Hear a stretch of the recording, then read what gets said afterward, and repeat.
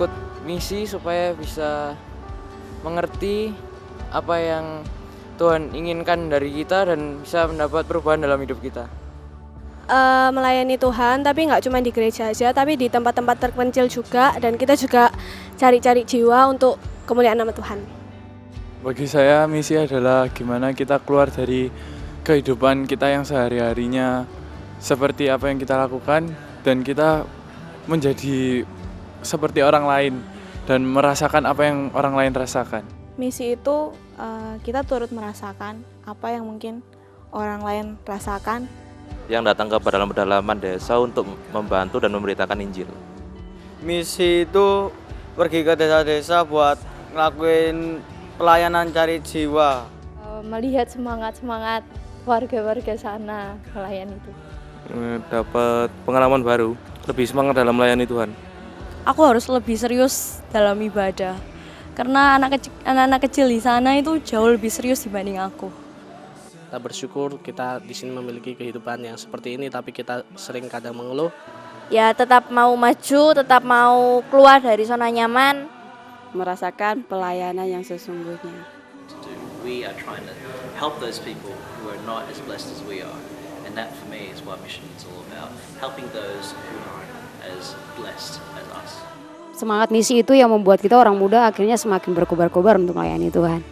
Panggilan keluar dari gereja untuk mencari jiwa, ya buat aku jadi lebih sungguh-sungguh dalam Tuhan. Tetapi ketika kita melayani, kita juga merasa dikuatkan atau diberkati. Kita memberkati mereka di sana bukan saja secara rohani tetapi juga jasmani kita dapat memberkati mereka. Misi adalah suatu media penginjilan, bagaimana saya harus berbaur dengan lingkungan sekitar. Ya waktu ibadah tuh rasanya lebih berapi-api, lebih semangat melayani Tuhan. Saya melihat bahwa di misi itu ada orang yang lebih susah dari kita. Turun langsung ke lapangan untuk melayani orang-orang di sekitar kita. Air buat mandinya terlalu dingin, sama waktu tidur kurang banyak. Misi adalah sebuah kesempatan di mana kita didorong dan dikasih motivasi untuk kita keluar dari zona nyaman yang kita nikmati saat ini. Ya belajar tentang Tuhan lebih dalam lagi. Untuk saling membantu orang-orang yang membutuhkan dan juga menjadi berkat bagi mereka. Misi itu melayani dan menjangkau jiwa di pedalaman. Semangatnya mereka itu bisa jadi contoh dan teladan buat kita sih. And we saw all the kids that were gathering for Sunday school. So it just meant all of those negatives just became insignificant. They became nothing because everything was for God's glory. Mereka itu banyak yang susah, mereka banyak yang tidak tercukupi, tapi mereka tidak melihat Tuhan hanya dari sekedar berkat. Penugasan yang Tuhan kasih ke kita semua untuk mengenalkan Dia kepada orang-orang yang belum mengenal akan Tuhan. Misi itu seperti tindakan yang untuk kita lakukan untuk membakar semangat kita untuk main Tuhan. Menurut saya misi adalah sebuah action di mana kita keluar dari tempat di mana kita sudah beradaptasi lama atau kita sudah merasa nyaman, dan terutama pada misi kita memberikan pada orang yang sangat membutuhkan.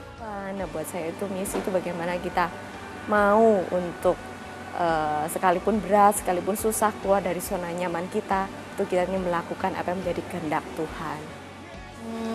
Kadang apa yang kita mau itu nggak sama dengan apa yang Tuhan mau, tapi di situ kita bisa belajar sesuai dengan apa yang Tuhan mau.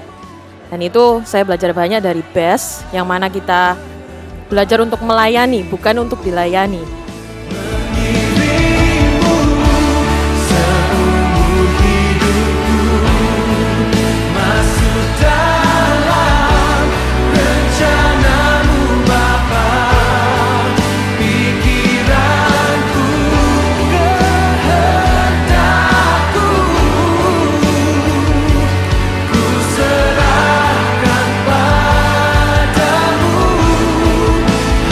Harapanku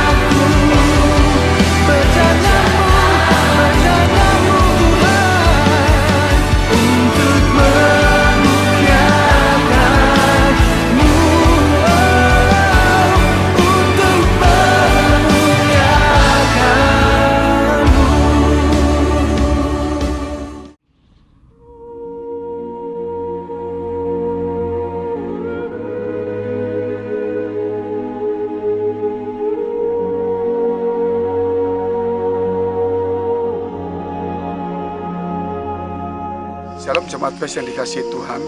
Saya dari kota atau desa daerah Mamasak menuju ke Mamuju yang melewati jalan seperti ini dari sejak jam 10 malam sampai jam 6 kita baru mendekati tujuan.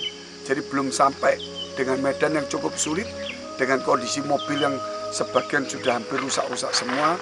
Rusak bukan rusak semuanya, hanya tersangkut-sangkut karena jalanan yang penuh dengan lumpur dan sebagainya, karena longsor dan air. Tapi tidak sebanding dengan hasil yang kita capai. Karena hasil yang kita capai dalam 4 hari ini adalah 2000 pendeta dan dilawat Tuhan secara luar biasa. Walaupun lelah, kurang tidur, hampir tidak tidur malam ini semuanya, dan besok kami juga tidak tidur pulang menuju ke Makassar. Namun yang pasti semua itu harus ada pengorbanan. Tidak ada sesuatu yang kita kerjakan tanpa ada pengorbanan. Apapun yang kita miliki pasti ada yang juga dikorbankan. Dan jikalau kita berkorban ini semua karena Tuhan, saya yakin itu adalah sesuatu yang bagus.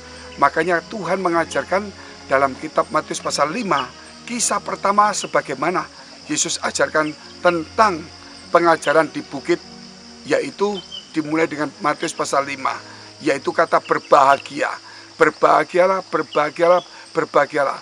Ketika engkau miskin, berbahagialah karena engkau yang murah hati, berbahagialah engkau dianiaya, berbahagialah terus. Ya orang yang membawa damai sampai diakhiri, berbahagialah engkau jikalau engkau dianiaya, dicela dan difitnahkan yang jahat kepadamu. Bersukacitalah dan bergembira karena engkau yang punya kerajaan surga.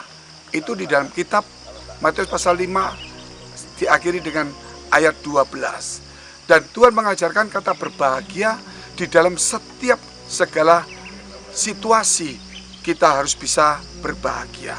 Dari yang miskin, yang haus lapar akan firman Allah, orang yang murah hati, orang yang dianiaya, orang yang membawa damai, sampai dengan orang yang difitnah harus berbahagia.